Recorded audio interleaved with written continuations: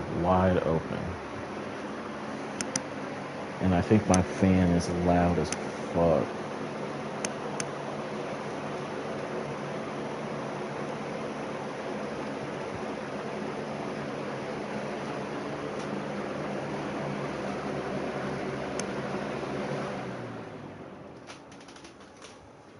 Fan is so loud.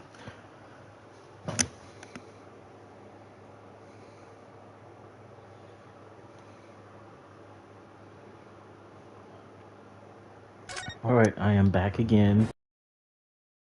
Trial, hopefully I get through it. I got stuck a little bit because I guess I got...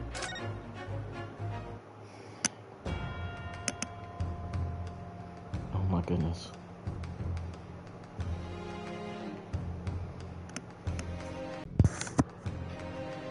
Good lord, I just burped so bad.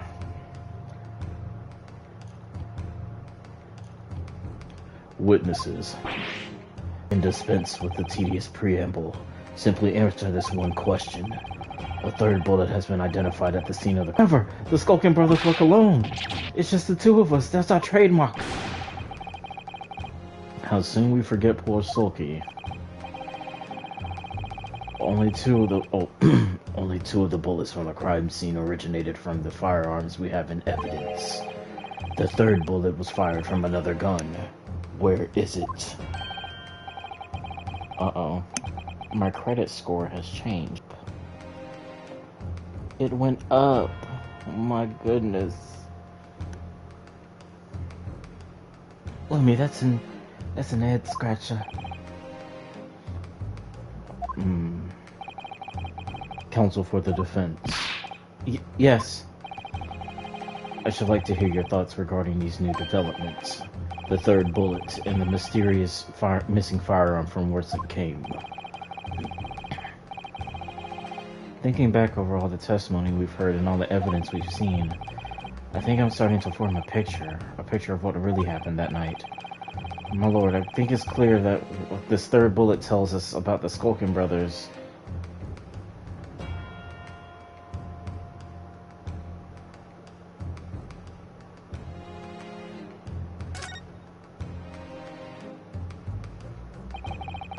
On that night at Winnebago's pawnbrokery, the brothers must have been working with a third man. The witnesses are clearly doing their best to cover up the existence of this accomplice. But the evidence all points to the fact that there was someone else present, someone carrying a gun. Objection!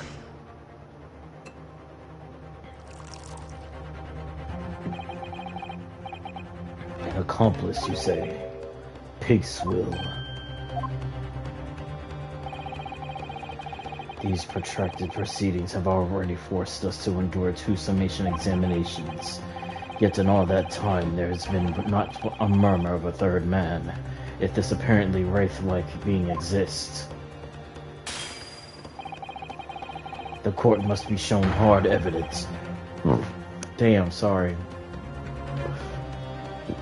I just drank a Sprite. Fuck. Without it, this fantasy will be crushed. The prosecution demands answers on 2 counts. Firstly, proof, evidence, that this accomplice was ever at the scene of the crime. And secondly, the identity of this spurious character. Identity of the person that they're hiding. Well, counsel, I'm supposed to prove the existence of this accomplice and reveal the person's identity, even... In response to the prosecution's demands, my lord, the defense is ready. I believe I can provide all the answers the prosecution demands. So, my Nipponese friend, despite the swimming eyes, you seem to think you have something to say. This promises to be interesting. I have to push forward now. There's no other option. I need to use every single piece of evidence available to me if it'll make a difference.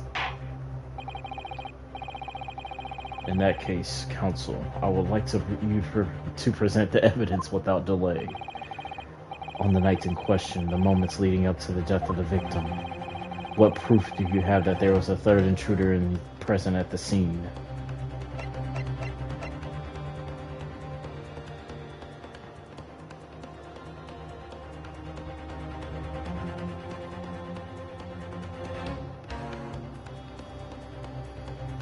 Take that! The evidence is right here in this portfolio. By Jove, that portfolio again, is it? Do you expect the court to rifle through your papers itself? Be more specific. You claim one of these blood samples proves the presence of a third intruder. Well, which one is it? It's gotta be this one, because we still haven't yet had an identifier for it, and I'm pretty sure this blood comes from that one dude in that top hat, if that's where we're going. So that dude must have been there. It's this one. What am I looking at here? There appears to be some green paint or such like around the bullet hole in the middle of the counter. That's a blood stain, my lord. A blood stain? Green blood. Curious, even for you. Is the court to understand that the intruder was some unhuman creature? It's something developed by Herlock Sholmes. By the great detective! New invention. Stop. Not yet appeared in stories. Stop.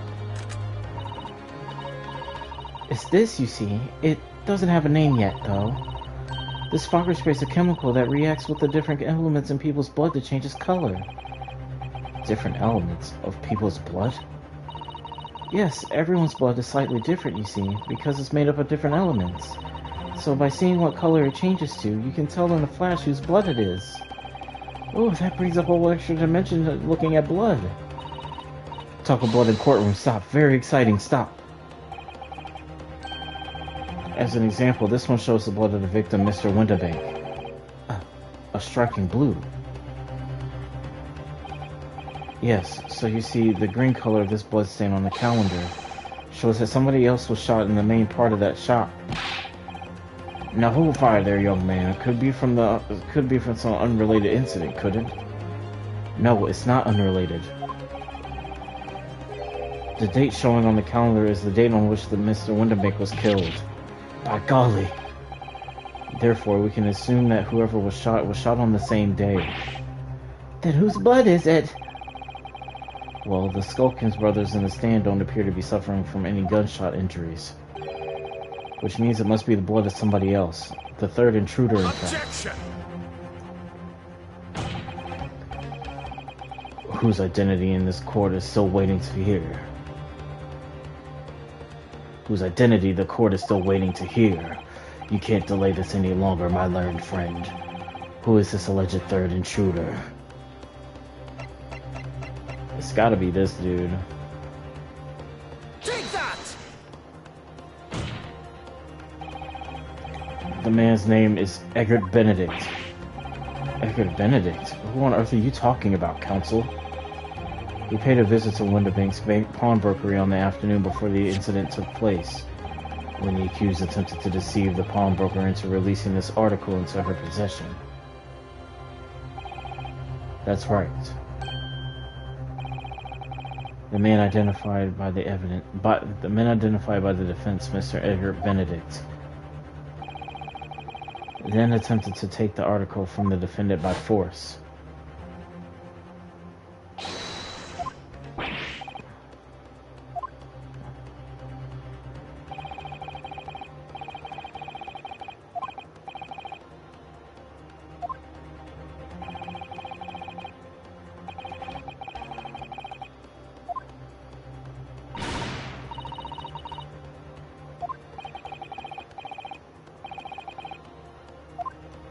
It's the inspector himself who took the disc.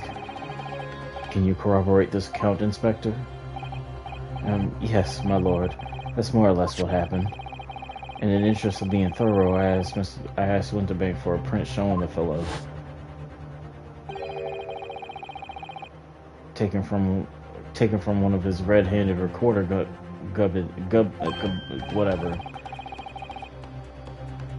Yes, that's him talking to Mr. Winterbank that morning. And you claim this is the man and is the brother's accomplice? Well, Mr. and Mr. Skulkin, never seen the geezer before in my life. On my life, Gov, on me life. Never seen him.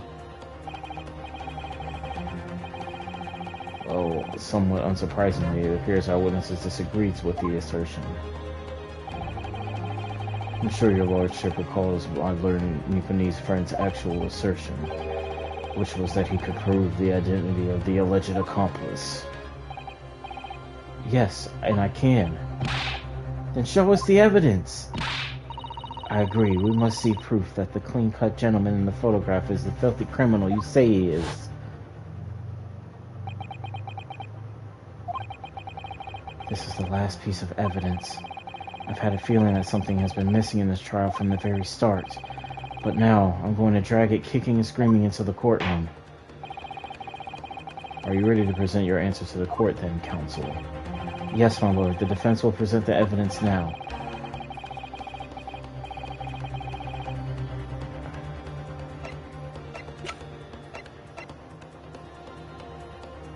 Take that! As I mentioned before, on the afternoon of the day in question, the defendant attempted, deceitfully admittedly, to reclaim his disc from Winterbanks, which is when the aforementioned Edgar Benedict appeared on the scene, I believe. This man then attempted to purloin the article from the defendant's possession, no? That's correct, my lord. I myself was present at the time. It was following this that a minor incident occurred.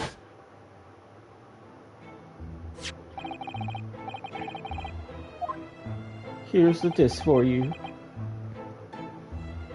Say goodbye to style. Wait a minute. That disc is mine. What do you think you're doing, you little tramp? You've drawn blood, you filthy animal. My neck still hurts, y'all. I don't know why it's so tense.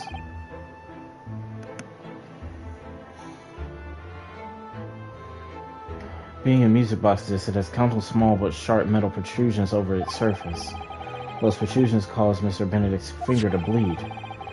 And the resulting smear of blood is still visible on the disc now. Goodness, a bloodstain, is it?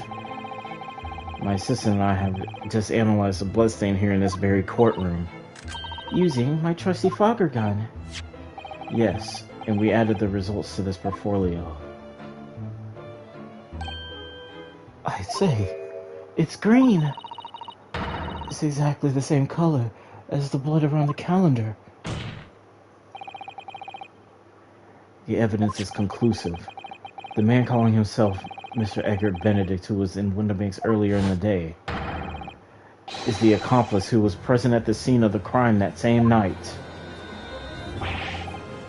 So there was someone else there. Look at those two brothers now, they're sweating bullets. Oi, what are you talking about? It's boiling in the air. My lord, it is the opinion of the defense that Mr. Edgar Benedict should be summoned to the courtroom to testify. It will certainly seem that we can ill afford to ignore this gentleman's apparent presence. This has gone on long enough now, this flagrant ignorance of the mechanics of law. Herlock Sholmes, you say? Yes, I've heard the name. The protagonist in a series of short stories for the vulgar classes, a god of deduction or some such. And now you employ chemical substances to provide by this fantastical persona in the highest court of the land? Do you expect us to take you seriously? The samples made by this plaything are not fit to be called evidence. So the bloodstain turned a shade of green, what of it? Here's to you successfully proving that no other blood in the world would turn the same color. Well... And pray, do not even think of suggesting that we should take Mr. Jones's word for it. Is he right? Is Mr. Jones' concoction a load of rubbish? I don't know. I mean, he is a great detective. What are you talking about? You can't let him get away with that. I knew it would come to this. Of course, Mr. Jones' invention isn't going to be recognized by any official body. But what other choice did I have? I'm just remembering what Father Christmas over there said before. About how he was temporarily suspending the summation examination. In other words, the examination isn't over yet, is it? Good grief, what did you just say, young girl? In a summation examination, the decision as to whether or not the trial continues is in the hands of the 6 jurors, isn't it? So the way I see it, it doesn't matter what certain people think of Hurley's invention. At least, not for now. Yes, she's right. Young lady, you have quite the devious mind. It really just comes down to one thing. Whether these ladies and gentlemen of the jury are convinced by what you say, Runo. Isn't that about right? Is that about right, would you say? Or did I misunderstand something? Unbelievable. Mr. Jones's partner is a force to be reckoned with. Iris Wilson, sharpshooter.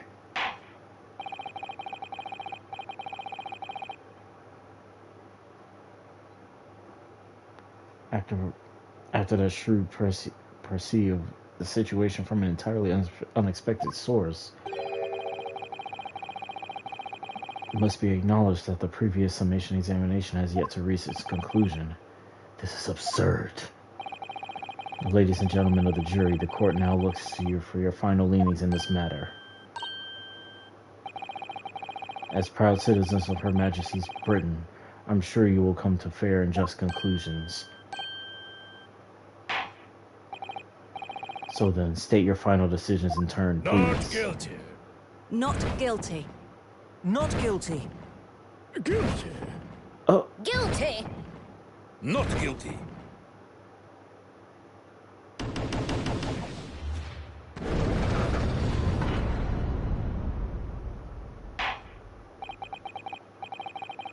two call guilty and 4 call not guilty.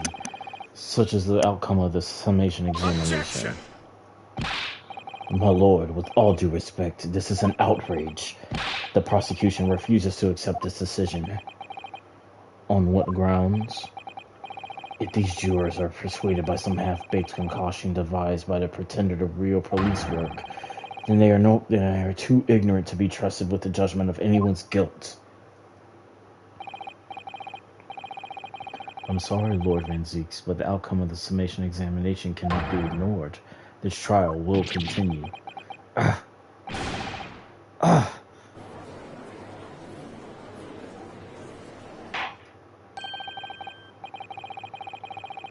Nevertheless, we find ourselves in a rather awkward situation. The defense has very reasonably requested the subpoena of a new witness. But sadly, I fear that will be impossible. What?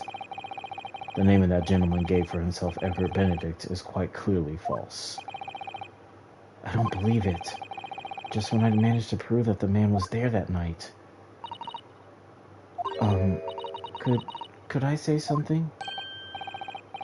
Who was that, please? Who spoke? It was me, my lord. Juror number 5. What have you to say, madam? If possible, Inspector. Me, ma'am? I wonder if you might show the photographic print to me again, the one which the gentleman has shown. Oh, right, yes. This one, you mean, of Mr. Benedict?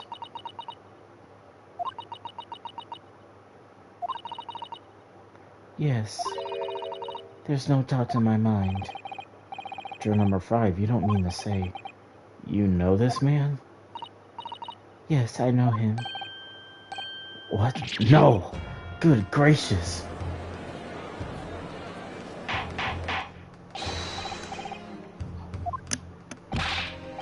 Drawer number 5. How on earth? I'm a communications officer. Stop. As we can clearly see, the gentleman in the photograph is... Stop. Also a communications officer. Stop. He works in my office. Stop.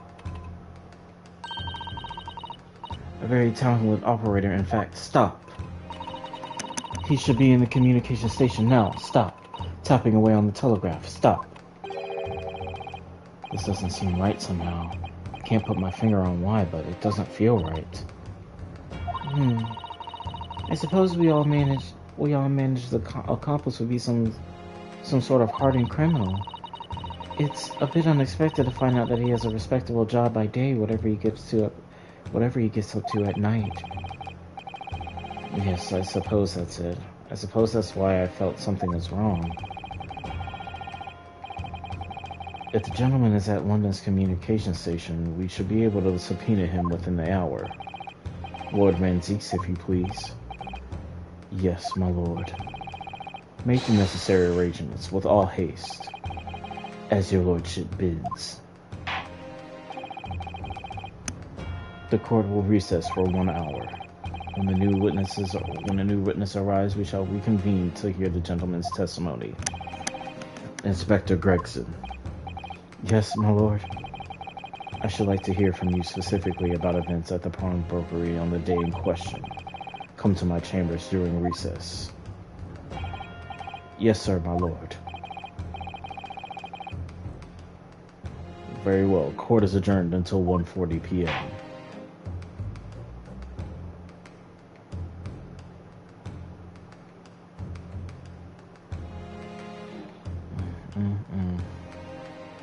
Crazy.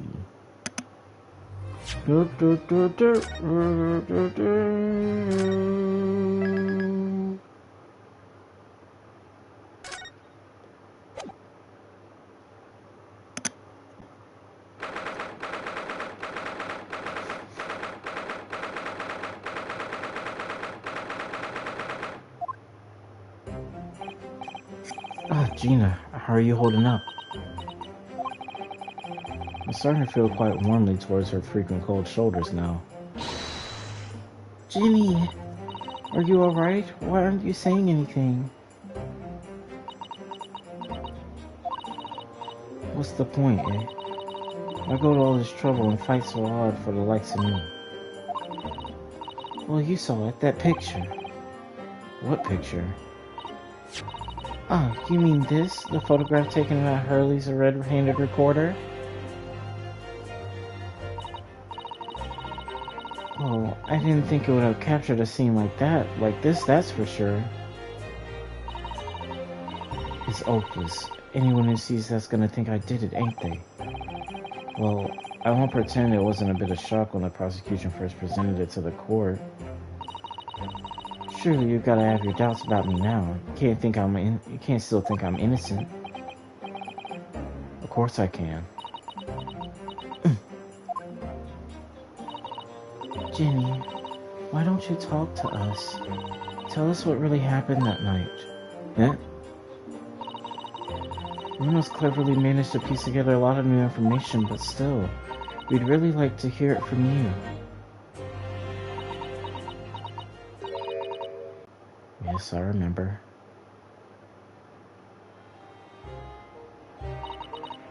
After that, I just couldn't get to sleep.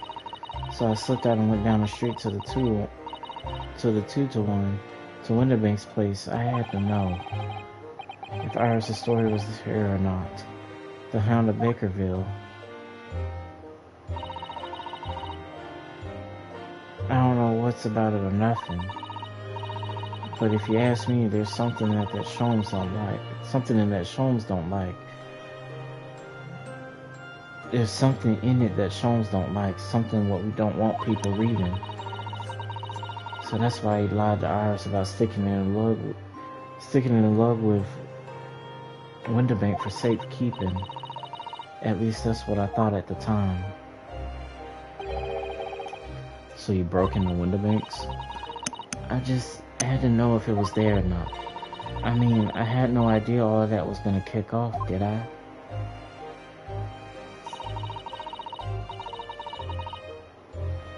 I struck the lock and stuck inside. It was dark as you like.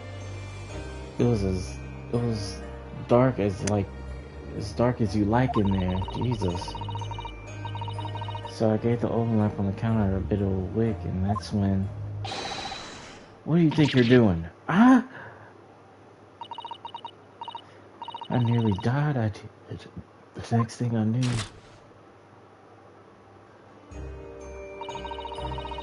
I grabbed the gun off the counter and I was waving it in the air like I don't know what.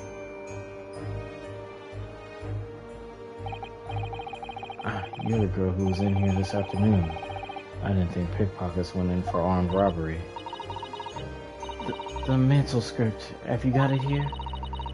Did Sholmes leave a load of papers with you? A story? I beg your pardon? The Hound of the something or other. It's here, I want to see it. I'm sorry, young lady, but I'd sooner die than relinquish an article belonging to one of my customers. I don't want it. What would I do with it anyway? I just want to see its ears, that's all. Oh, you want to see it, do you? I want to know if Sholmes really pawned it here or not. Please, just let me see it, and I'll go. Oh, very well then. But for pity's sake, stop waving my gun around, would you? Then the old cove unlocked the storeroom door and we both went inside. And it was there, alright, the manuscript. Sholmes weren't lying after all. You did all that just to check for me, Jenny? Anyway, then there was a bit of a kick-up out in the main bit of the shop. The Skulkin brothers arriving on the scene. Yes. What was that noise? Someone's breaking in. Dear me, is there some burglars convention here tonight that I don't know about? I think I forgot to shut the door behind me. Sorry. I better go and take care of it. Could I possibly have my gun back? Oh, well, I'll come with you, Anne. Now don't be foolish, young girl. You must stay right here. Don't leave this room under any circumstances.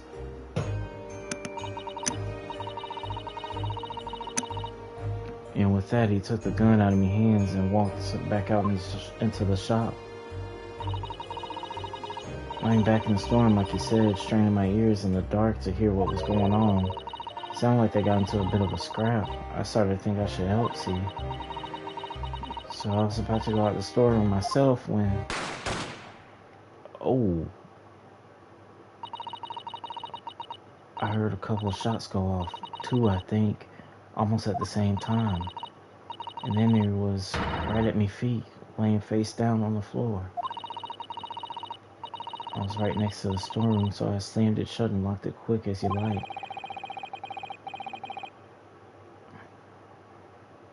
Because you thought whoever had shot Mr. Winterbank might come for you. Yeah, so I went and grabbed the old Cole's gun. I figured I'd put up a fight at least. But when I got a better look at him, I knew.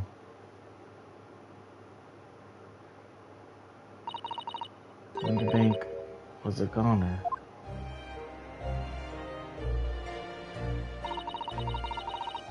I felt funny in my head all of a sudden, kinda dizzy.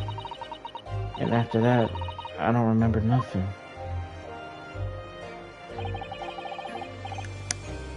That must be when he passed out, Gina.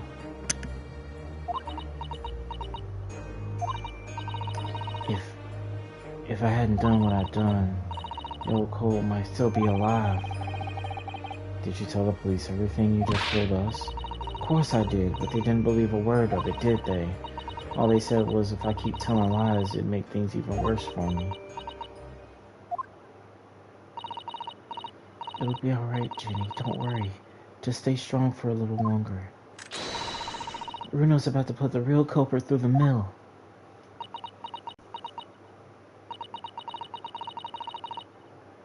That code, what was in there, they were there in the afternoon? That Egbert Benedict?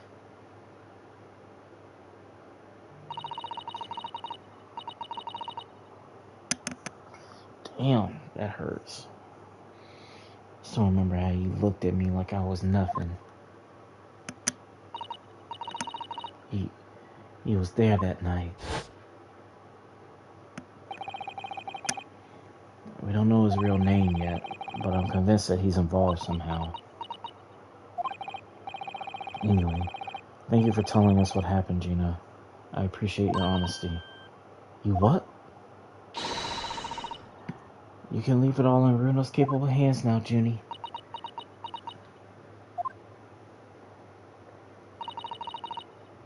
Mr. Naruto?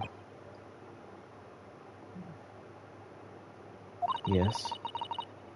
How come you trust me? I don't get it.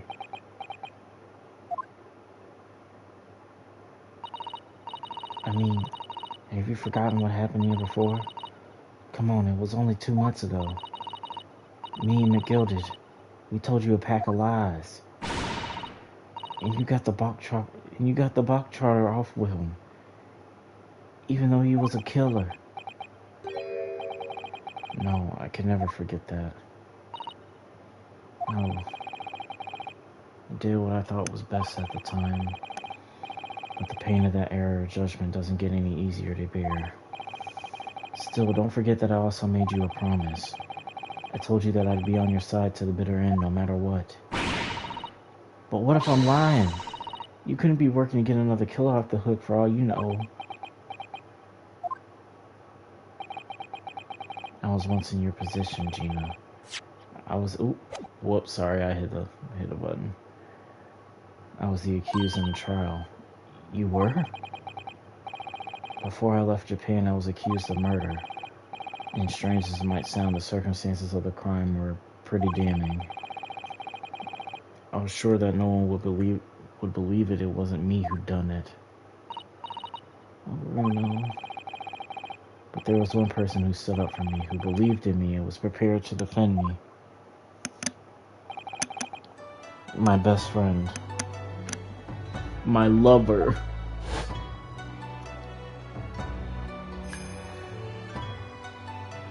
Ryunosuke, no one believes in you more than I do. Leave this to me. All you need to do is put your faith in me and I'll do the rest. I was so happy, I cried. But even then, somewhere inside me, I couldn't help thinking, surely he doesn't really believe in me. Not completely.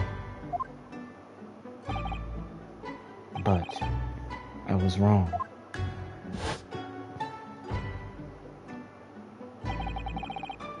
As soon as my trial began, it was obvious that he had an absolute unwavering belief in me.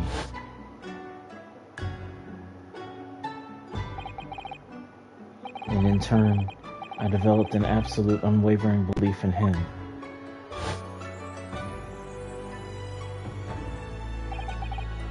Since then, I came to realize, if you want someone to believe in you, you have to believe in the other person first. What are you saying? I promise you, Gina, that no matter what happens, I'll keep believing in you. So you don't need to worry. I won't let you down. Even though I'm a diver and a no-good liar, you're not like McGilded. I know that. Huh? That's right, you're our friend, Jenny. Iris. I know you better than you think. And we've come to the conclusion that you're someone we... Mr. Naruto,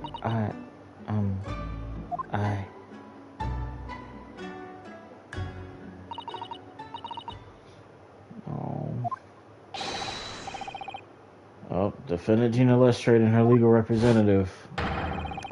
Court proceedings are about to resume. Please head into the courtroom immediately. Yes, of course. Thank you. I've been both a defendant and a defending lawyer in my time. So I knew only too well just how hard it was to put all your faith in another. And I also knew just how hard it was to bear the burden of another, putting all their faith in you. This is it at last. The final chapter, the final battle. Wish me luck, Susato-san. And I hope you're watching over me too, partner.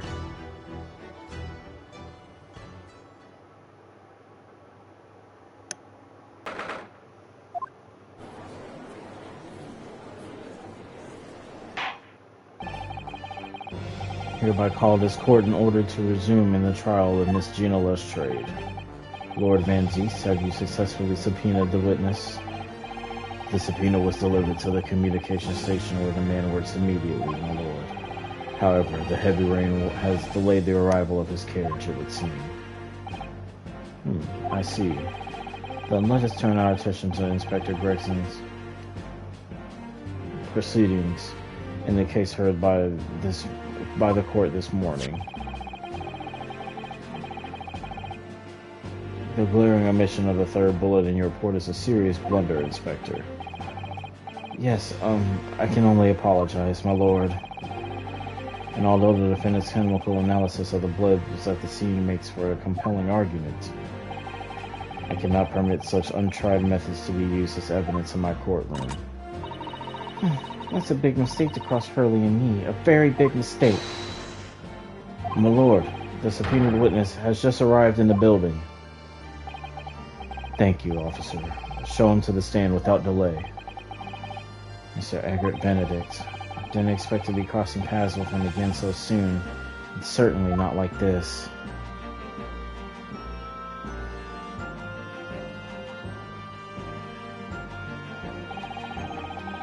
Thank you for complying with the court subpoena on such short notice, sir.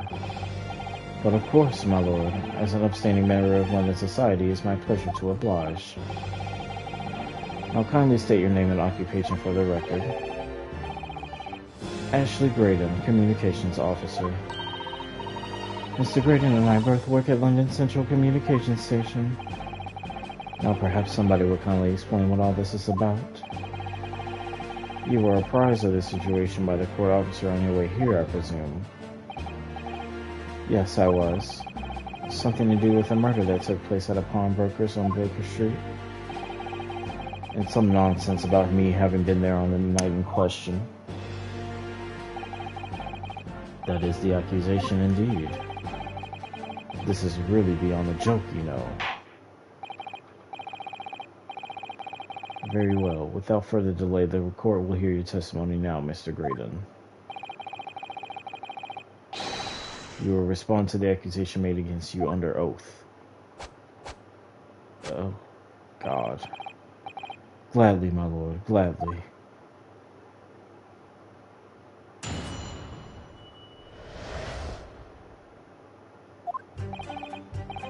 Naturally, I have occasion to make use of pawnbroking services from time to time.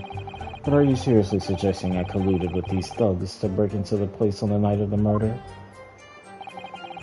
I have no intention of admitting to such an outrageous accusation, even if certain parties here present claim that my blood was found at the scene. Some Scaramouche detective's homebrewed tincture can hardly be taken as serious evidence. Whatever that means. So you deny that accusation completely, do you? I must say, I am dismayed. For the highest court in the land to be swayed by this self-professed detective's toy. It was the will of the jury, and our great British justice system that demands the jury's will is upheld. And it would seem we have the misfortune of a most inept assembly of jurors today. By golly! How long am I expected to be detained here? If, following the defense's cross-examination, your involvement in this matter has not been established, you will be free to leave immediately. Good, then I shall be away in time for afternoon tea. Some small consolation at least. Let's not uphold Mr. Graydon any longer than necessary. Counsel, proceed with the cross-examination. So we meet again, Mr. Egbert Benedict. Or is it Mr. Graydon? My apologies. You are Ryunosuke Naruhodo, a defense lawyer. We have met. If you say so, Ashley Graydon, enchanté. So. Oh! I trust we can conclude this quickly. But I'm not holding your flashy hat while we do. Yeah, I would set that bitch on the ground. Kick that bitch. Hold it! Yes, we even met in this very pawnbrokery where the crime took place on the afternoon of the day in question. Though, of course, you introduced yourself by a different name at the time. It was Mr. Eggert Benedict, I believe. Tell me, what made you... The witness is here to testify about the events that took place that night. He is under no obligation to answer such unrelated questions. You can't be serious. Thank you, because I certainly do not feel inclined to answer such an inappropriate question. So he's going to be evasive, is he? In an effort to not give anything away. This could be tricky.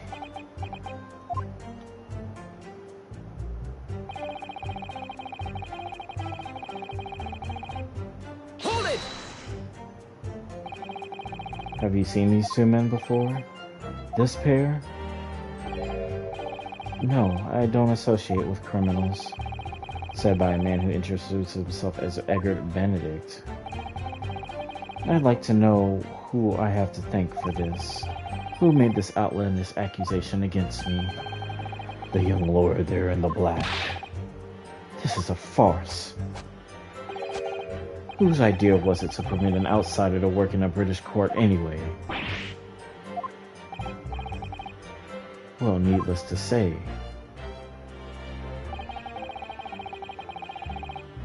Hold it! Where were you at around 1 in the morning on the night in question? That is past the hour in which I would normally retire. Certainly. I was not in the company of these rapscallions. You're able to prove that? Objection! Listen carefully, my learned Nipamese friend, for you appear to be under a gross misapprehension on this point. What do you mean? The witness maintains he was not at the scene of the crime. He has no obligation to prove his absence. If your accusation is that the witness was present at the scene, the obligation lies with you to prove your assertion. You will fulfill the obligation before putting any more unreasonable questions into the witnesses.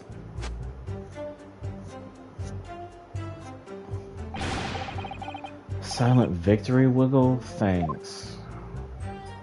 That was the gayest thing I've ever seen. Hold it! Blood was found at the scene of the crime, there's no question of that. Mr. Sholmes' chemical analysis has positively identified the substance as such. But I'm not the only human to have blood running through my veins, am I? How can you be so sure that the blood is mine? It could equally be the blood of one of these two miscreants. Every individual's blood has a slightly different composition, it seems. Mr. Sholmes' chemical is able to differentiate different... Spare me the science lesson. Who is this Sholmes character anyway? Oh, I assumed all Londoners knew the name. He's a great, renowned detective. So even you aren't able to bring yourself to say great detective. A great detective, you say? Now we're all in the realm of fairy tales, are we? Excuse me! Do you have something to say about that, Mr. Skulkin? What? Me? No, the Mr. Skulkin next to you. Right, I had it up to here with this. How many times I gotta tell you? Yes, I know, you're not big bruv sulky. Jesus Christ, can you talk to the one that's... Thank you. Oh, stop, you're flashing me. Is it not the case that when Mr. Graydon just spoke, a thought went through your mind? Would you care to share that thought with the court? Yeah, me thoughts. I don't have none of them. It must have been him. You what? Mr. Nash Skulkin, answer the question, please. What went through your mind when Mr. Graydon just spoke? Nothing, honest, Gov, nothing. I was just thinking, if he waves his arms around like that much more, it'll open up the wound again, that's all. Oh! What wound? Where he took the bullet, of course. It was only 2 days ago. It ain't gonna be sealed up yet. So I was, well, you know, I was worrying for him and... Oh, Els Bells. Oh, he's... Els Bells. Mr. Graydon, did you hear that? What? Your comrade is worried about you, it seems. On account of your injured arm. My lord. Yes, Mr. Graydon?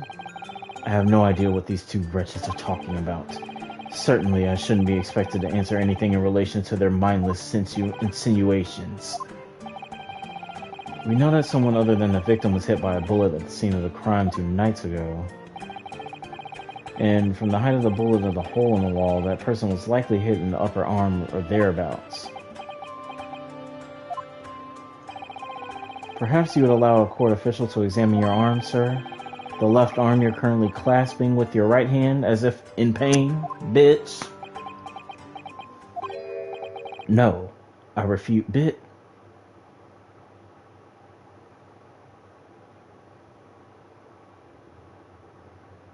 Are we seriously gonna just let him just say no?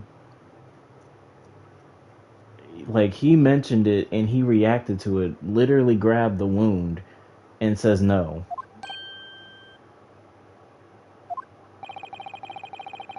You have shown no evidence whatsoever that links me to these common thieves. Accordingly, I'm not obliged to permit any such invasion of my privacy. But you're in the court of law. As I've already said, I'm completely uninvolved in all this. I never had anything to do with the pawnbrokery where this fellow was killed whatsoever. I take offense at the insinuation that I was in any way involved. You claim to have nothing to do whatsoever to do with Mr. Winnebake's pawnbrokery? My lord, the defense would like the last statement to be added to Mr. Graydon's formal testimony. Very well, counsel. Continue with your testimony, Mr. Graydon.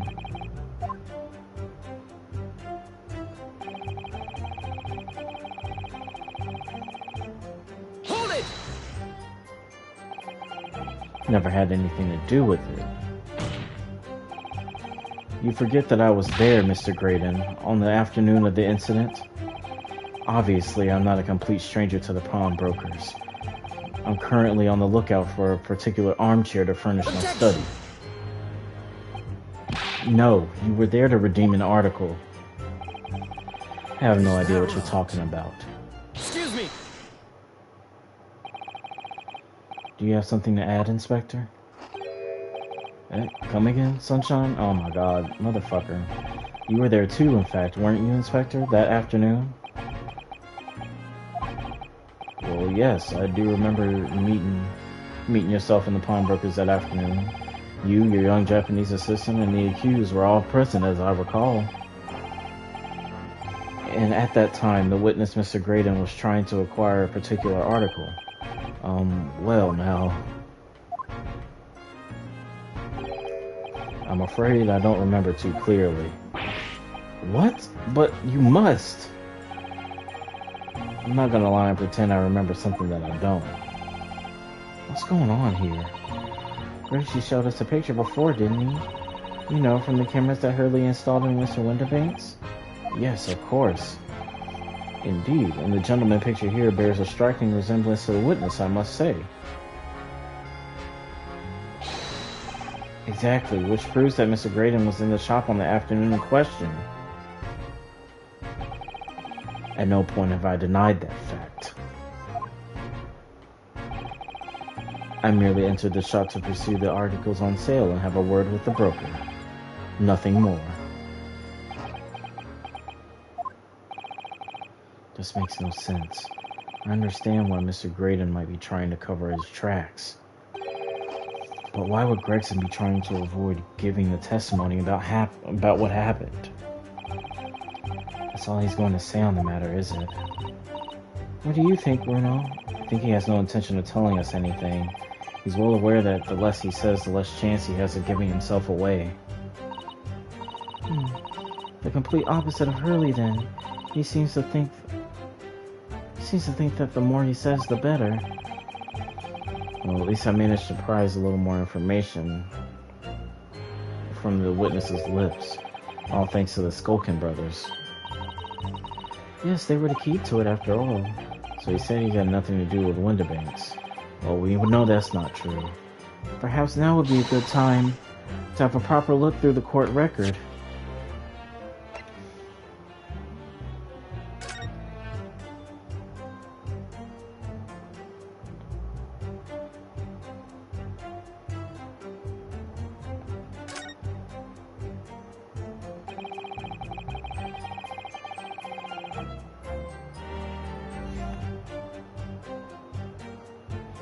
Mr. Windibank appears to have used the back of this photograph to write out a redemption ticket. He's written it very neatly, but still, perhaps he ran out of paper, so he had to use anything he had on hand. It's hard to know what's the front and what's the reverse side now.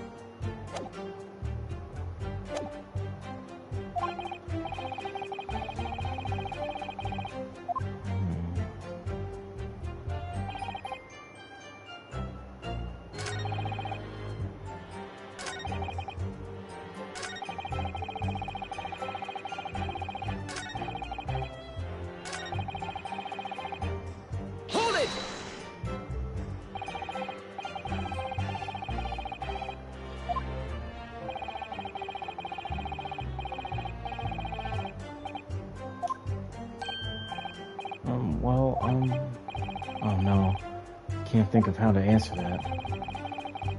I once saw the world's most famous swindler thrown in jail. He allegedly told the truth, the whole truth, and nothing but what turned out to be a pack of lies. Quite. Now, as you are no doubt aware, the Central Communication Station is the heart of this country's information network. My work there is of paramount of importance, and you have kept me from it for long enough already.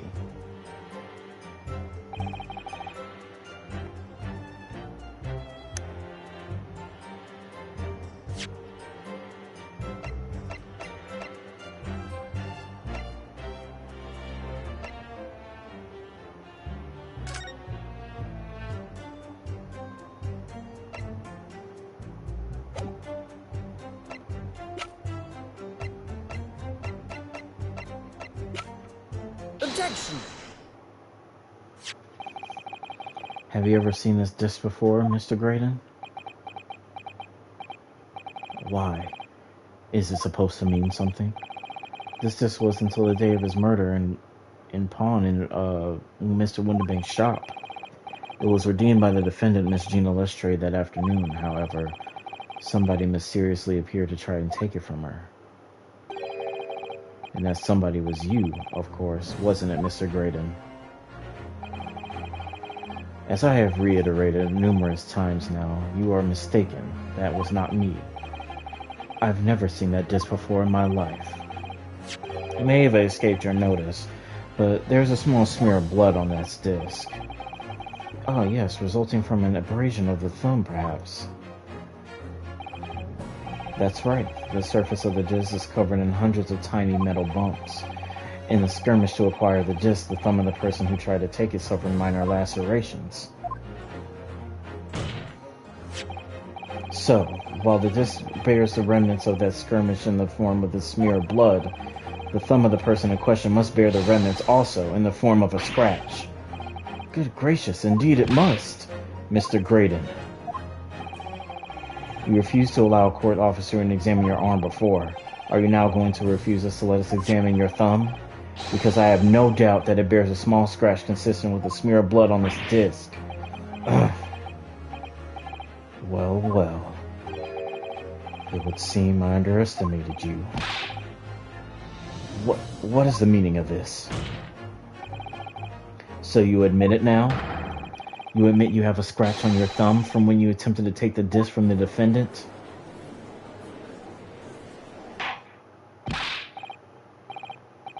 Well, Mr. Graydon, it would appear there has been something of a misunderstanding here.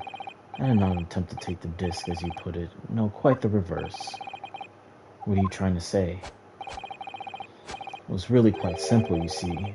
The disc was mine from the outset. Is there some crime in taking an item that you own at a pawn? What?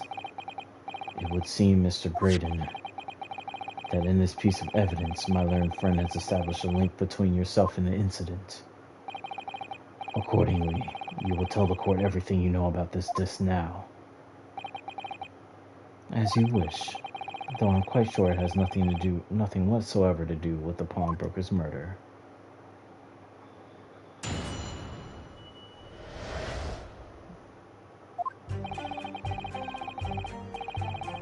There's a note on the disc saying from McGilded, but the item belongs to me. The redemption ticket was stolen from me by the accused, that filthy gutterling, on the day in question. I proceeded at once to the shop in order to explain my situation and redeem my article. In the end, of course, the disc was taken by the police. In other words, I had absolutely no reason to break into the shop later that same night.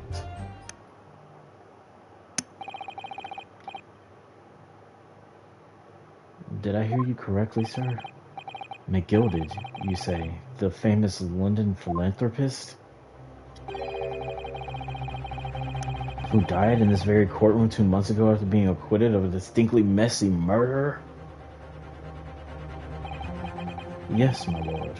The one and the same. My good lord, Mr. Graydon. Are you saying that Mr. McGilded and yourself were acquainted? Yes, that's correct.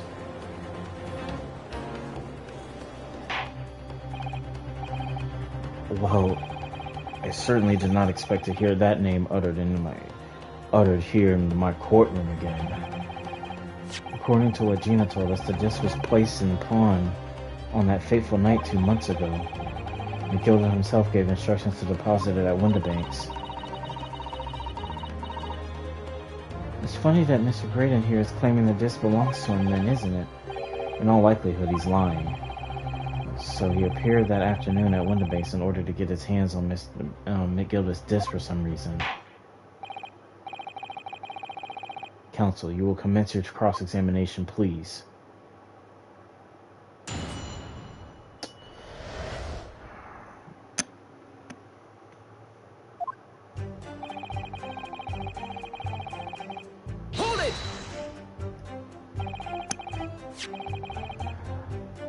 I'm scared. I done broke it up into like 3 parts. I hope I'm at the final part, but I don't know.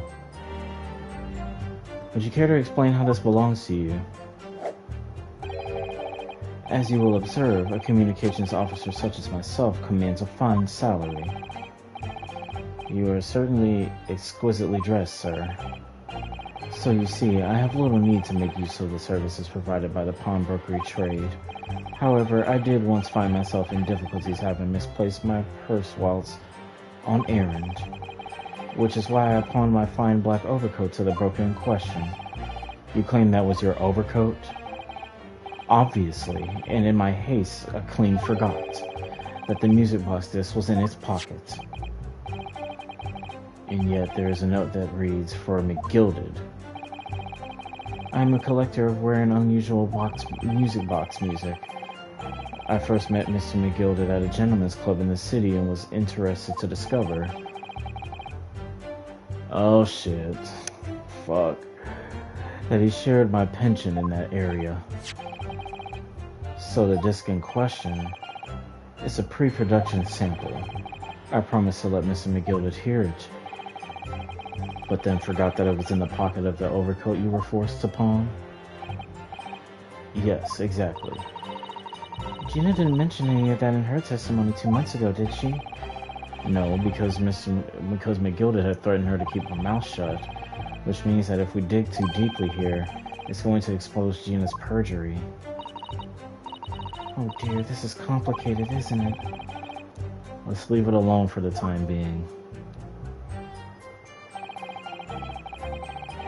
The redemption ticket was stolen from me by the accused. Hold it! So you're saying that Miss Lestrade lifted a ticket from your pocket or bag? That's right, despite being mindful of danger when walking past insalubrious areas of her kind frequent. Oh Jesus, I have... Miss Lestrade did no such thing. Well, of course you would take that stance, but the girl is a regular offender. You came to the pawnbrokery that day prepared with all the information you needed to identify the defendant. You were looking for her. That's what brought you to Mr. Windibanks. To get your hands on Mr. McGilded's disc. Them switching between saying Mr. McGilded and just McGilded is fucking me up so bad. My learned friend is a veritable font of nonsense. Nonsense? I concur with the prosecution. Counsel, you will refrain from conjecturing in this way. Is that clear? Yes, my lord. And I will continue with my testimony for what possible use it can be.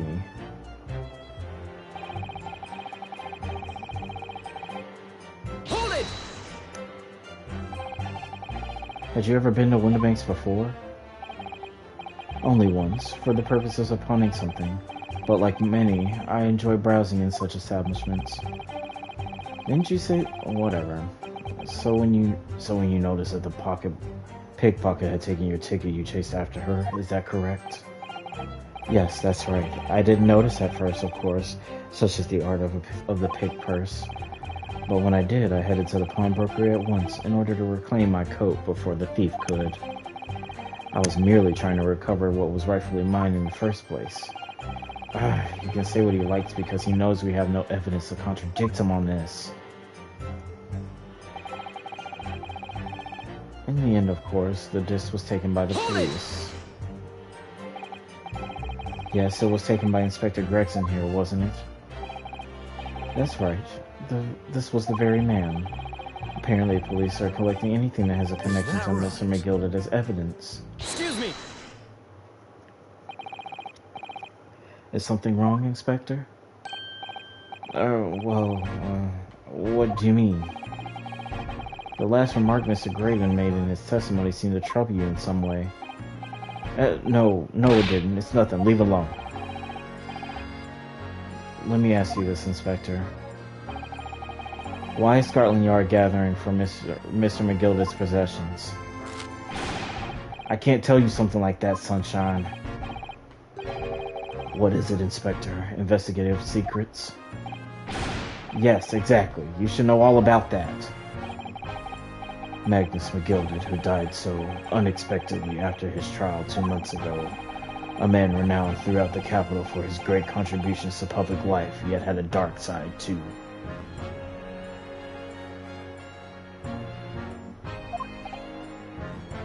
Yeah, I can definitely do that. So far, I think this one is like a little more interesting because it's a little,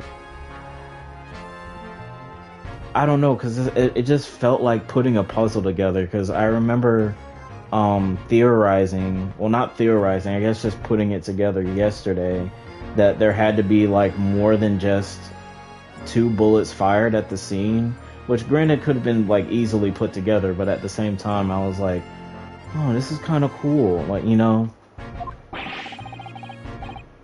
where are you going, this Van Zeeks?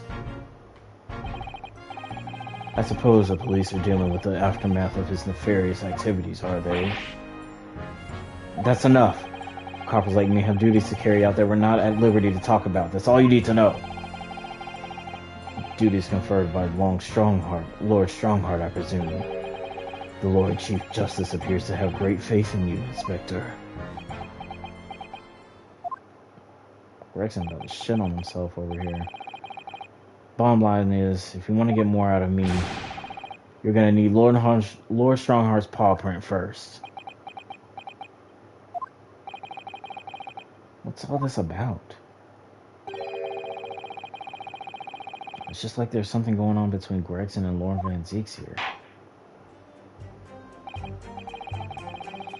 Well, it would appear that Inspector has revealed all he is at liberty to reveal.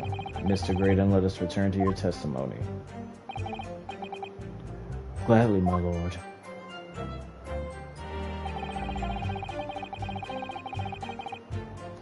Yeah, they do break it up in parts. If I didn't get off early the last time, I was probably like maybe 10 minutes away from the next to be continued, and that's like the second one of this trial alone.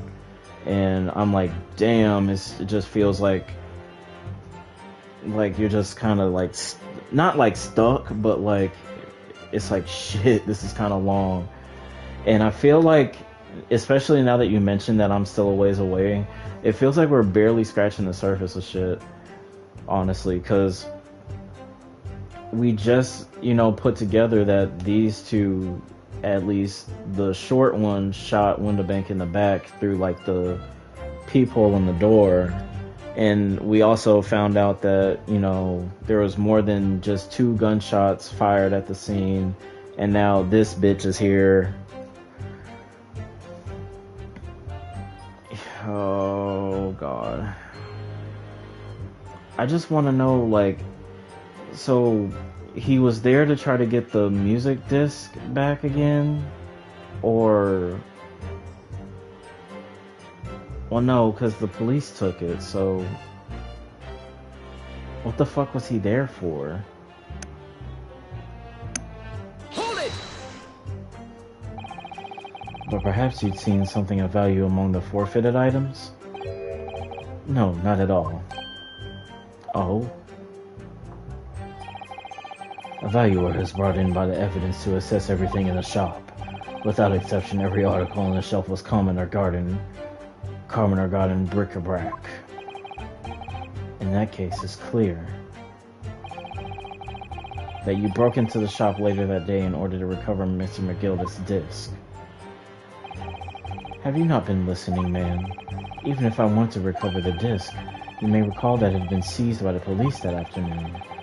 It was no more in the shop than I. As I keep saying, I simply had no reason to break in. So there was nothing of Miss McGilda's left in the shop that night. Nothing this man might have been after. I wonder if that's really true. Bruno, if you have some evidence, then let him have it. I'm dying to see that irritatingly assured expression of his crumble. McGilda slipped the disc into his coat pocket and had deposited it at Windibank's.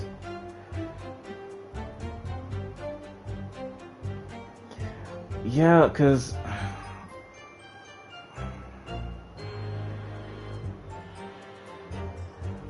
right now I just don't know what else he could have been there for, because like he just said, and like I said, the police already took the disc.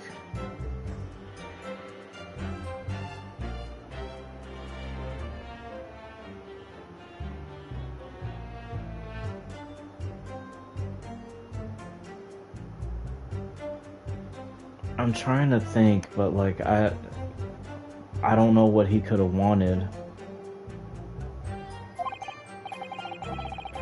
And when he realized he was going to be arrested on suspicion of the omnibus murder, he threatened Gina and forced her to take the redemption ticket.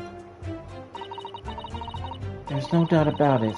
That witness is lying through his pearly white teeth. The police were obviously after anything left behind by Mr. McGilda as well. That's why Inspector Gregson ended up taking the disc into custody that day. But Gregsy's being very strange about all this. There must be a reason for that, I'm sure. I just don't know what it is. For now, I need to focus on exposing the fact that Mr. Graydon is lying in his testimony. I just don't know which one.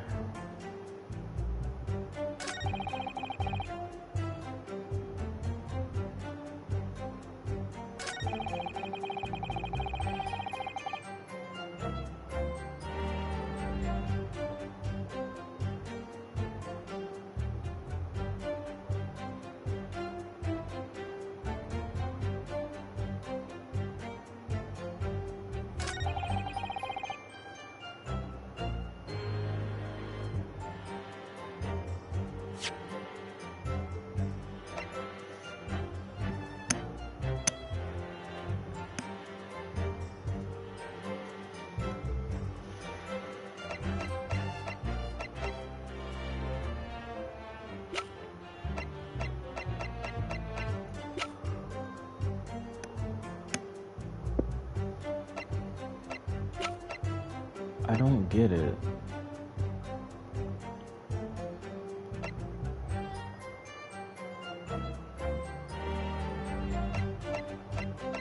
What else could he possibly be after?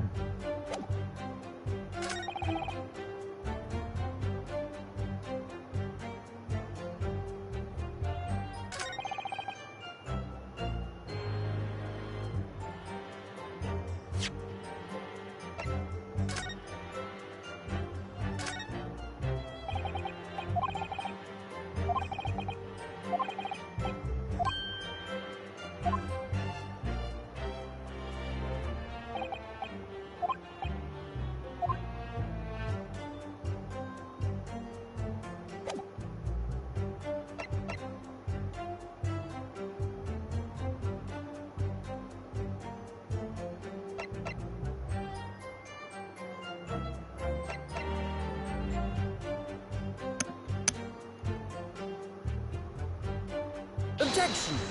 Nope, it wasn't that one.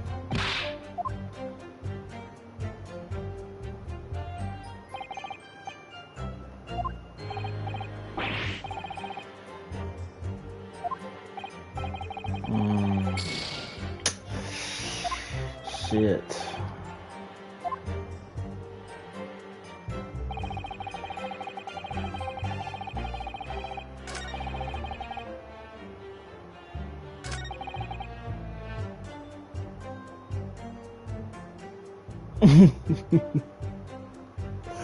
See, part of me was thinking like that, but I'm like, I don't know. Because I feel like I can think about it, but...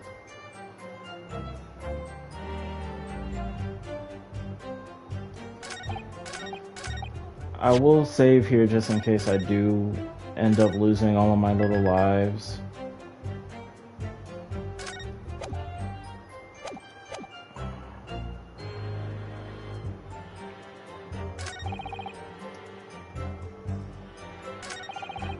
How?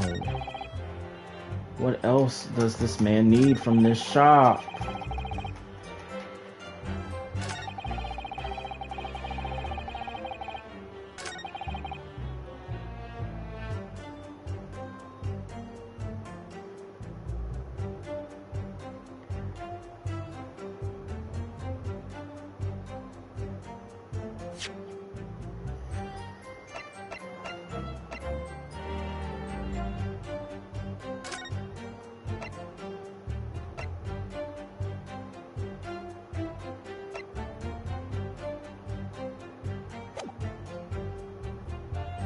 Objection! Shit.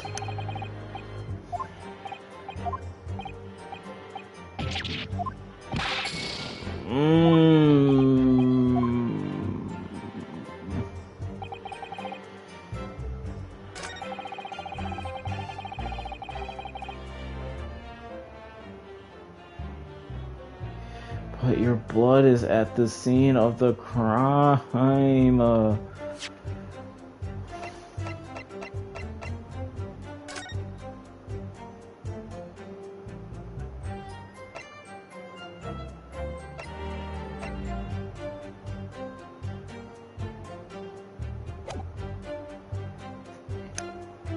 Damn my neck.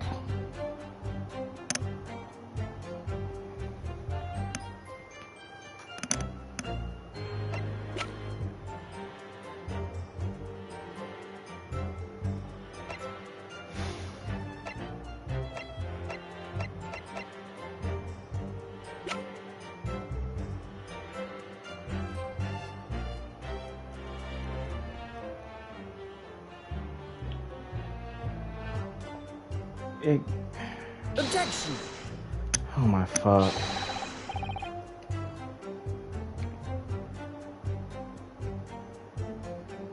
I might just...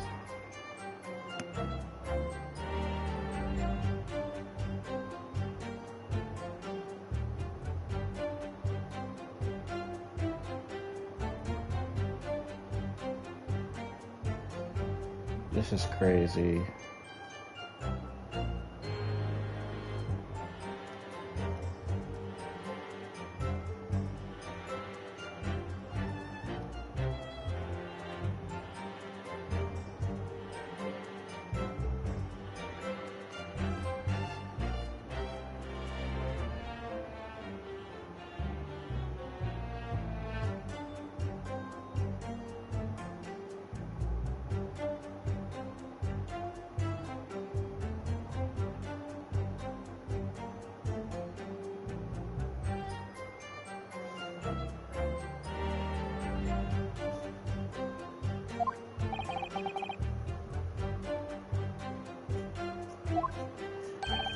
I'm trying to find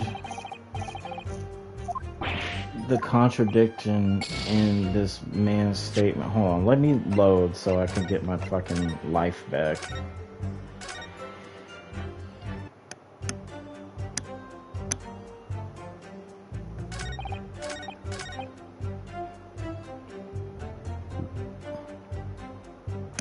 I'm thinking it has to be one of the tickets, maybe. Because I don't see what this other evidence could really do.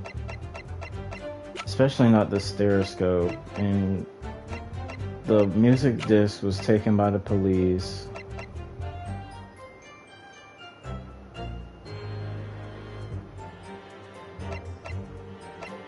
Is it this? Oh my god. Oh my fuck. Alright, just take it away from me. Damn, just take it. Just take it.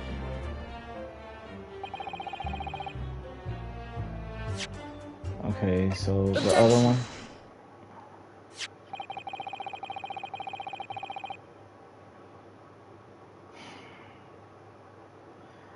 This disc was deposited at Windibanks on Magnus McGilda's instructions. You knew that and you went there with the intention of obtaining it for yourself. What do you want? Conjecture again, and in any case, the disc was taken into custody by the police that afternoon. The witness had no reason to visit a pawnbroker again that night. Sorry, my learned friend. Oh, but that's not true. What?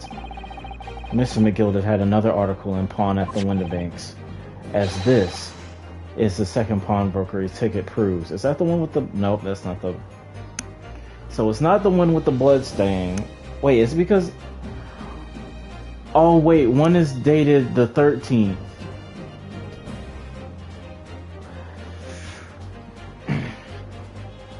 As this pawnbroker's ticket proves.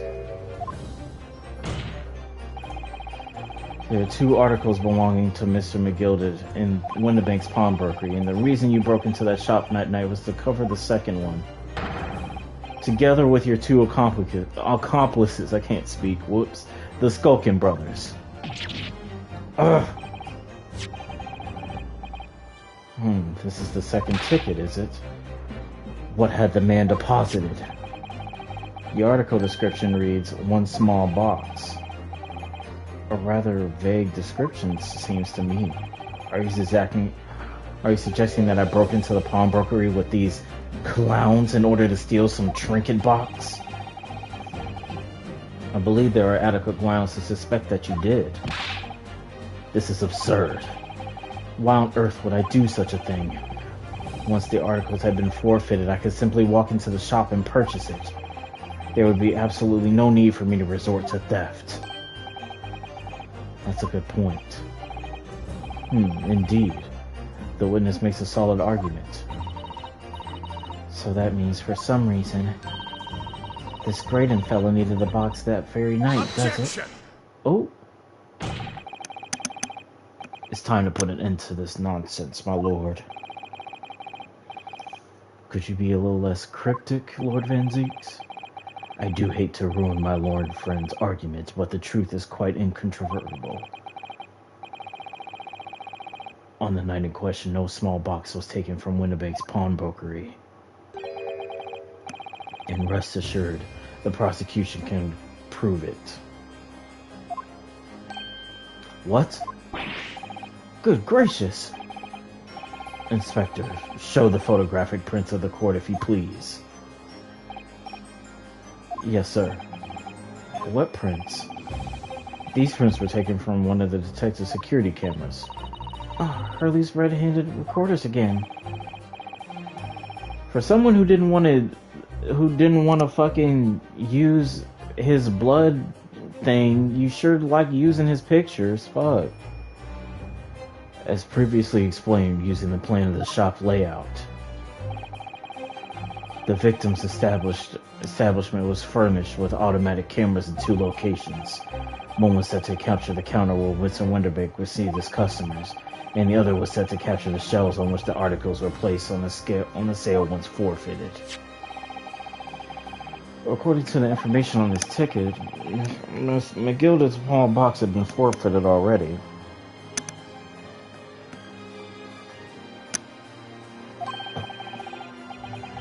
Like, that's bullshit. Like, absolutely. I mean, literally proved that this man was here and had some involvement. And we even got to point out that he has a wound on his left fucking arm. And a wound on his fucking thumb that he won't show us.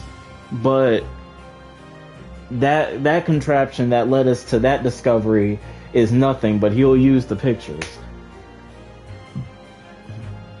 2 days before the incident at 9 p.m. on 13th of April to be precise, which means it would have been on the shelves of the forfeited items on the shop front. Now that I have... Now what I have here is a print taken by one of the cameras about 2 hours before the incident. That's 11 p.m. on 15th of April. The victim certainly had a very full shop, it would appear. And then here we have another print. This one was taken about 2 hours after the incident. I see, so we have 2 pictures to compare.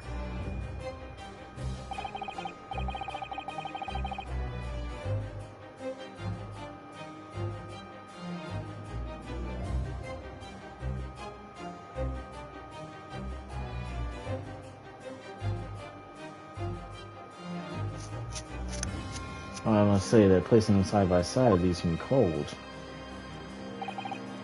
Dear me, that's starting to make my head ache. Obviously, at Scotland Yard, we consider the theft as one possible motive in this case. We explored the possibility that something had been taken in addition to the victim's life. Certain men have already compared these 2 prints thoroughly, Inspector? Yes, sir. Give them to me. We encountered every single item of each of these 2 photographic prints. And the yard's conclusion is that the exactly same number are present in both. In other words, nothing was taken from the pawnbrokery on the night in question. And my learned friend's assertion is nothing more than a hopeful fantasy. Damn. I hate when we get fucking flung back in that wall like that. That shit looks and sounds like it hurts. If I could have just shown that he'd stolen McGilda's pawn box. You're gonna reopen that wound, bucko. Might have been able to break him down at least. You know what, Bruno? I've been thinking. I wonder if these 2 photographs really are exactly the same. What? So, counsel, in the light of the evidence put forward by the prosecution, what is your position? It seems that, in fact, on the night in question, nothing was stolen from the establishment. I kind of hate him, too. He's like... It's like he's the wrong type of quirky. Like, I like quirky characters, but he's like... he's like a performative male. Like, it seems, in fact, on the night in question, nothing was okay. I already read that. Do you accept the prosecution's assertion? I don't know. Could there be some hidden discrepancy in these two photographic prints somewhere?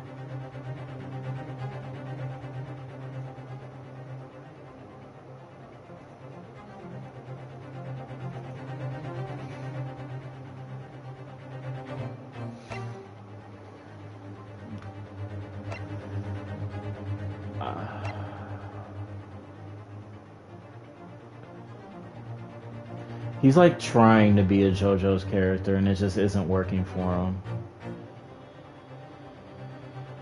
Also, I see that, I think because I haven't played the first Ace Attorney, I know about the first case, and I see the Thinker back there. Is that a nod to like later on, like the game?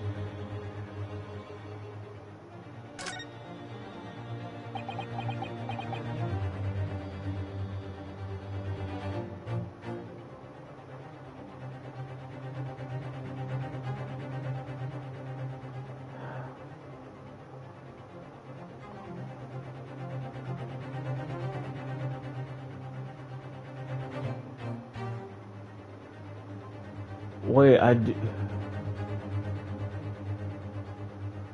I'm thinking so because, like, that's what I felt like it was. Also, I do kind of see, I've been looking all over this picture. That little brown box that's close to that stereoscope machine, in the left frame, it's all the way over here on the shelf, and in the right frame it's over here.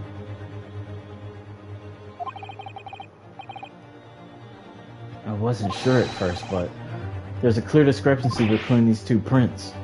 What?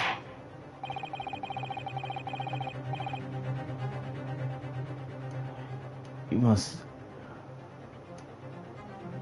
Oh, fair.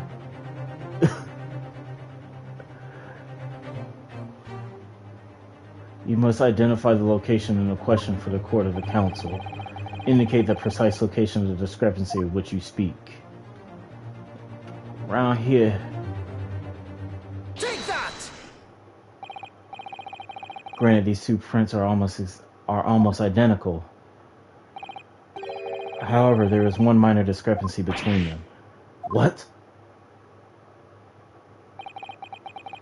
When you view the two pictures stereoscopically,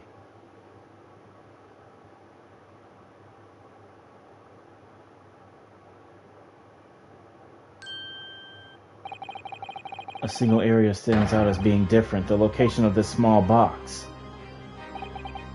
Let me... Wait! Unbelievable!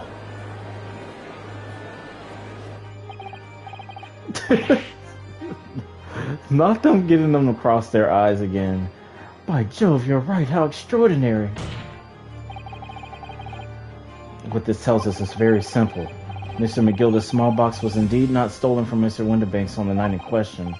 However, there can be no doubt that somebody picked up this particular box and then returned it to the place on the shelves. Are you suggesting that the small box originally deposited by Mr. McGilda is in fact... Yes, the very same small box I just identified in those photographic prints. Mindless guesswork. What if it was? So a box was moved on the shelf, nothing was stolen. Which means quite simply, that nothing has changed. That may be true, but... Alright, McGilda's box wasn't stolen then. But doesn't the fact that it was moved like that change things?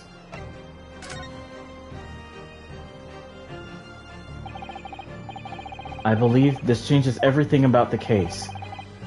How can that possibly be? The crucial point is the fact that it was moved... that what was moved was a small box. In other words, we have to consider what might have been inside that box. What are you suggesting? I'm suggesting that we need to examine that box as soon as possible. A vital piece of evidence is sitting on the shelves at Windibanks as we speak. That won't be necessary. Some little box belonging to a man who died 2 months ago can't possibly be relevant to this trial. The court does not uphold your objection, Lord Van Zeeks. Bailiff, arrange for an officer to go to Baker Street at once. Obtain the small box in question and bring it back here for further examination. Thankfully, because I was about to say, don't let that piss baby just tell us that that shit's not important. The fuck?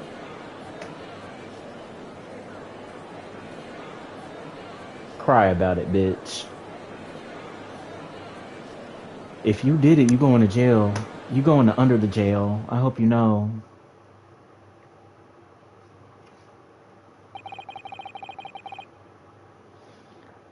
We should have a report within half an hour. I think perhaps we should recess for a short while until the evidence is brought forth. To be hoodwinked by such a farce. Disappointing. I beg your pardon, Lord Van Zeeks?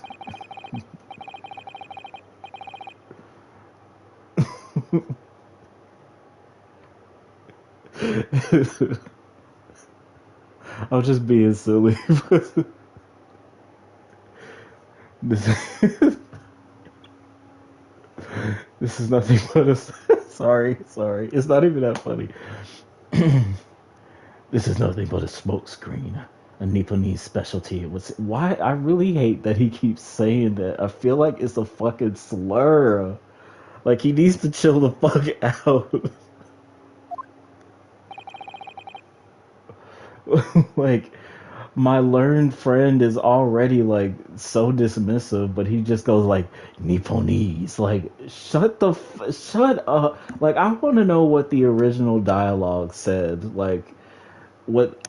I could probably look up, like, the Japanese version, but, like, I wonder what he says in Japanese that's, like, supposed to be insulting.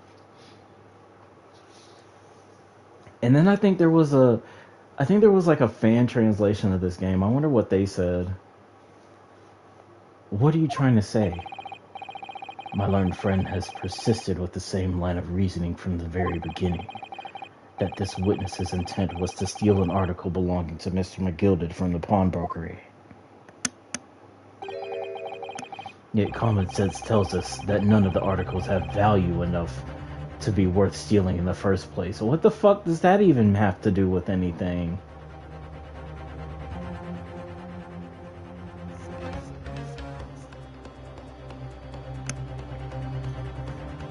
Like, after I'm done with this stream, I think I'm gonna, like, look it up because I'm, like, really curious as to, like, what they did in order to, like, I don't know, translate. Like, I want to know what they had to translate it from. Exactly. It would be beyond absurd to break into a place for the purpose of stealing such commonplace property.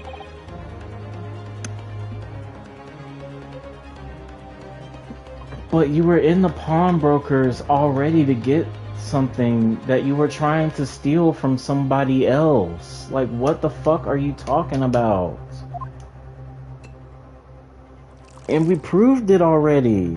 Your blood is on the fucking disc.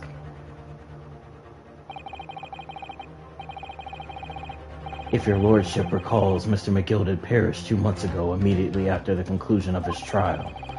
A trial in which he was found not guilty. A trial in which it was established he was the upstanding member of society his reputation implied in fact. So I propose a toast to my learned friend and his most insightful defense. The articles of this upstanding member of society pawned were entirely ordinary. A black overcoat would just happened to have a music box disc in one of his pockets, and a small box. I assure you, I wouldn't accept even if the man tried to make a gift of such things to me. Lying piece of shit.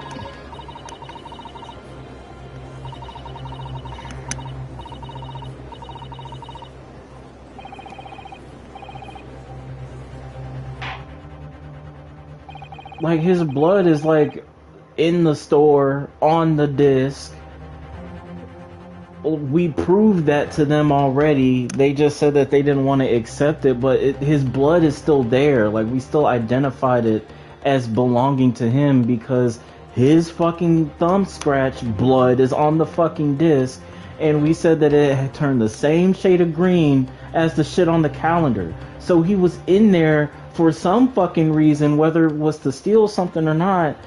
So obviously something was of value enough to be in there at 1 in the fucking morning. I don't know what else. Like, what else do we need to tell these people? Fuck.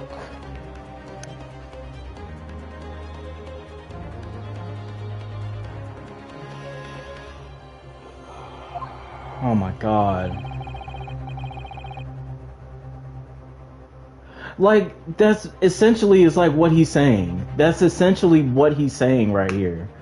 He's like, I mean, I guess he was there, but like, I mean, nothing is worth stealing in the bitch anyway. Mr. Winterbank was fucking pawning off bullshit. Like, what the fuck does that matter? The nigga's dead, and it's all because of, probably all because of Eggs Benedict over here.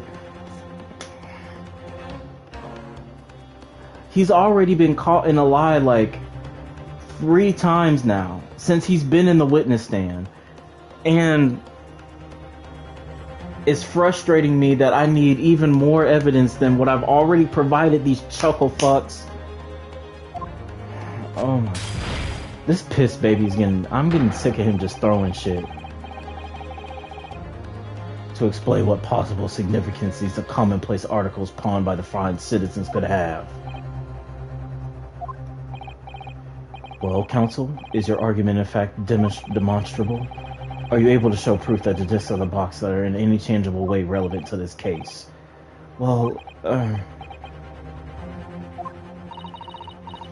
what's the matter, Bruno? We know that they're related, don't we? They're both vital pieces of evidence. Yes, of course. You and I both know that. I don't know. He's got to be like pulling them out of like. I feel like he has like just a shelf like behind his side of the podium stand that just has a bunch of wine glasses that just are the exact same ones, and he's just taking them from up under there. The same with the the wine bottles in general, because he's taken it and tossed it like the whole entire wine bottle before.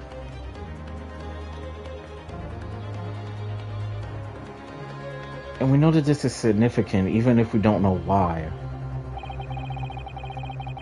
But if we explain all that to the court at this point, we'll have to acknowledge that McGilda's acquittal 2 months ago was a mistake, that the defense's argument was flawed, based on false information.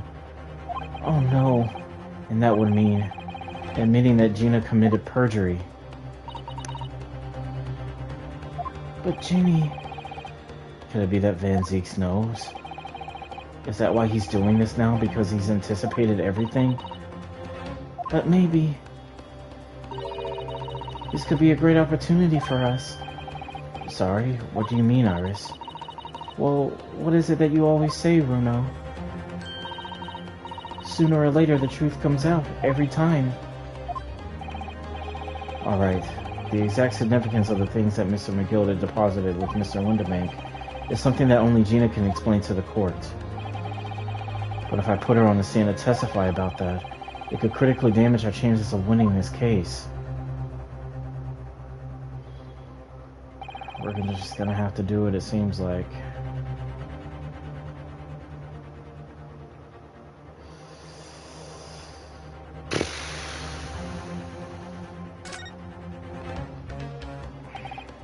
My lord, the defense would like to make a proposal. Oh, what proposal, counsel? While the court awaits the arrival of McGilda's small box, I would like to call the defendant, Miss Gina Lestrade, to the witness stand. The defendant? To what end? It's to do with the various articles deposited at Winterbanks by Mr. McGilda, my lord. Miss Lestrade has information relating to them. I believe it would be beneficial for the court to hear what she has to say.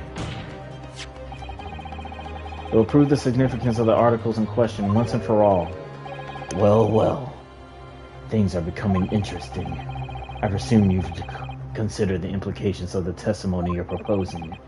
In particular, the impact it will have on the accused's standing, and indeed your own. I have. Lord Van Zieks. Shoot, depending on how long this is, shit, it's over an hour and a half. I didn't know I was streaming that long. If it gives me a to be continued, or I reach a point where I might stop, I might just stop there because it's getting kind of late for me. I don't want to go to bed too late. I gotta go to work tomorrow. But thanks for the wishing of the luck.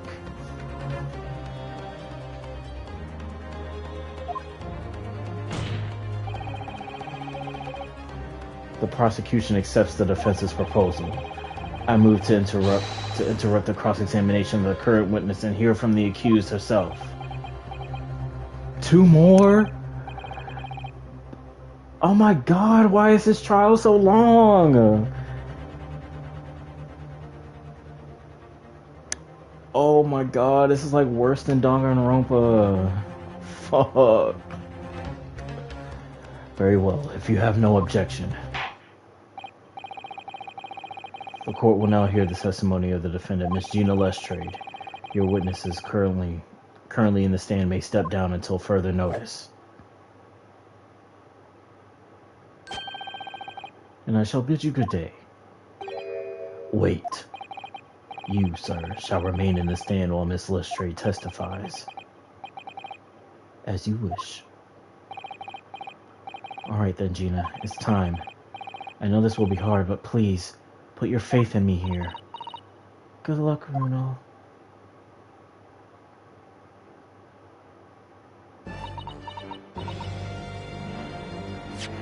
Alright, I'm gonna save it here and I'm gonna hop off. It's almost been 2 hours. Good lord, I didn't know how that much time had passed. I gotta go to bed. But thanks to those that stuck around, and thanks to those that liked and commented and, you know, interacted with the stream. It meant a lot. And, you know, it made it a little bit more enjoyable to see, you know, people were watching and enjoying. So, once again, thank you very much. And I hope that the rest of you have a very good night. I'm going to try to go to bed.